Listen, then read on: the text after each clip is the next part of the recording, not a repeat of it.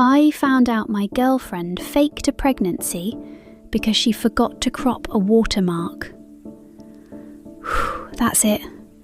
That's how a $14,000 lie unraveled. Because of a stock photo watermark she missed by about 3 pixels.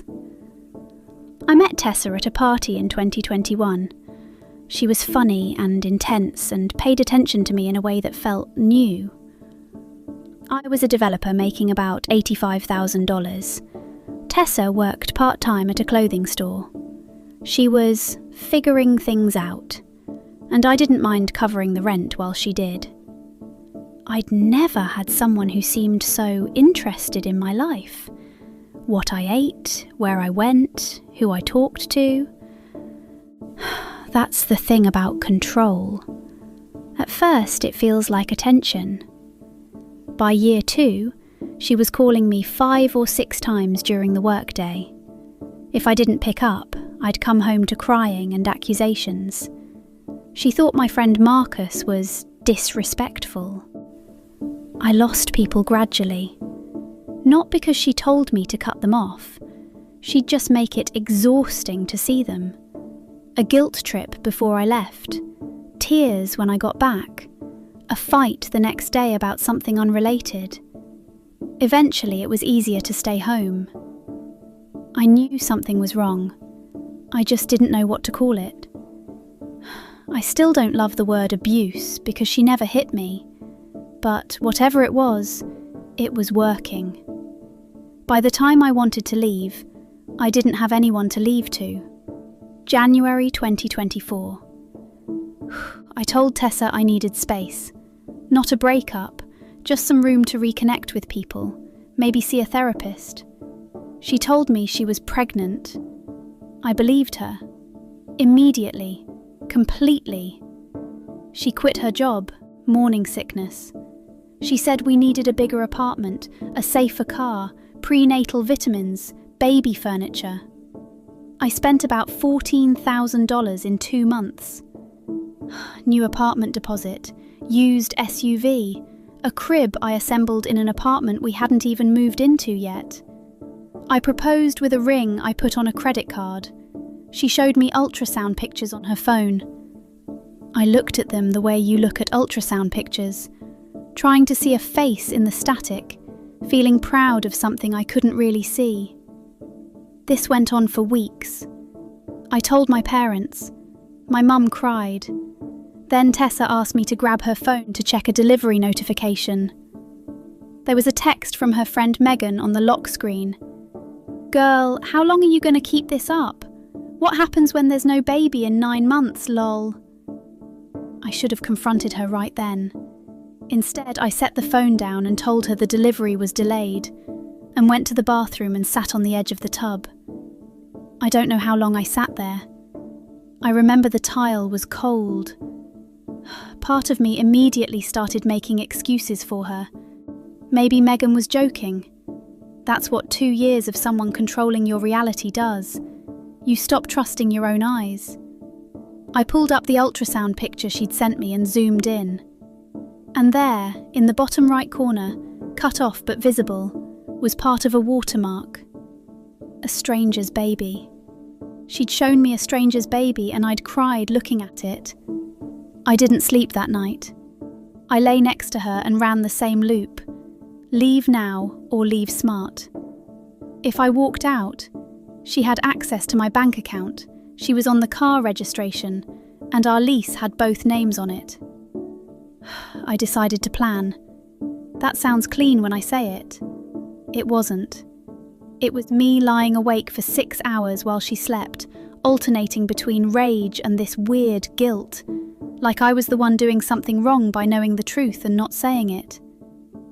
I gave myself a rough timeline, 2 months to disentangle. The first thing I did was call my friend Marcus. I called him from the parking lot at work and told him everything in one long run-on sentence. He was quiet for a while, then said, "I'll help. What do you need?" I needed a lot of things and I didn't know the order. The money. I opened a new bank account at a different bank and started redirecting my direct deposit. Not all at once. I told Tessa payroll was restructuring. She never looked at the actual numbers, just whether things got paid. The ring. I'd bought it from a jeweler with a 90-day return policy. I was on day 47. I ended up taking it while she was in the shower, driving to the jeweler on my lunch break and replacing the box with the original empty one. She didn't check the box for 3 weeks. The car. The SUV was supposed to be in both our names, but she'd never actually signed the title. I paid it off early and had it reissued in my name only. The apartment. I found a lease clause about fraud or misrepresentation. I highlighted it, but I wasn't sure it would hold up. I'm not a lawyer. There was a bad week in there, week 4 or 5, where Tessa said she wanted to go shopping for baby clothes. I had to go with her and walk around a bye-bye baby and look at onesies with her while knowing none of it was real. I held a tiny pair of socks and she said, "Those would look so cute." And I said, "Yeah." And I went to the bathroom and threw up. The evidence. I needed proof for when she inevitably told people I'd abandoned her while pregnant. I saved the reverse image search and Megan's text screenshot. I kept it all on a USB drive in my gym locker because I was paranoid she'd find it on my laptop. On a Tuesday, when she was at brunch, Marcus showed up with his truck. We moved my stuff in 4 hours. On the counter, I left an envelope. The fake ultrasound proof, the clinic confirmation, Megan's text, and a letter. The SUV is mine, the ring is returned, the bank account is closed. 30 days to find a new place. Don't contact me. Marcus drove behind me in his truck. I drove the van to my new studio.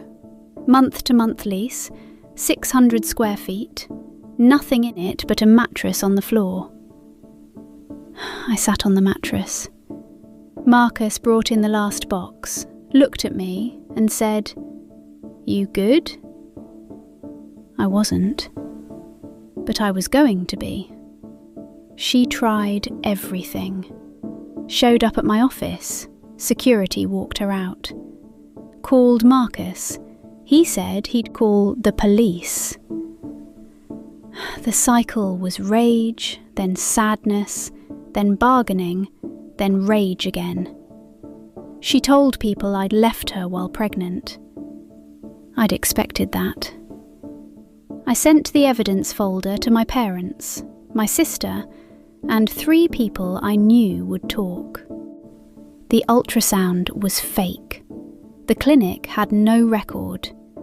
Megan's text was right there. The narrative flipped inside a week. Her own friends backed away. Megan posted something vague about supporting honest people, which I thought was cowardly but helpful. 3 months later, I got a text from an unknown number. "I know you'll never forgive me, but I'm sorry. I was scared of losing you." I read it twice. I almost responded. I typed, "I understand," and then deleted it. I put the phone down and went for a walk. The therapist said something in our second session that stuck. "You weren't stupid for believing her. You were decent. She used your decency." I don't know if that's true or if it just makes me feel better. Both can be true, I guess. The $14,000, I'll get most of it back eventually. The ring refund helped. The SUV's paid off. The studio is cheap. The stuff I can't get back is harder to count. 2 years of friendships I let atrophy. The version of myself that trusted people easily. The fact that my mum bought a onesie for a baby that doesn't exist. I'm working on it. She faked a pregnancy. I faked everything being fine, just long enough to walk out the door. Subscribe. New story every day.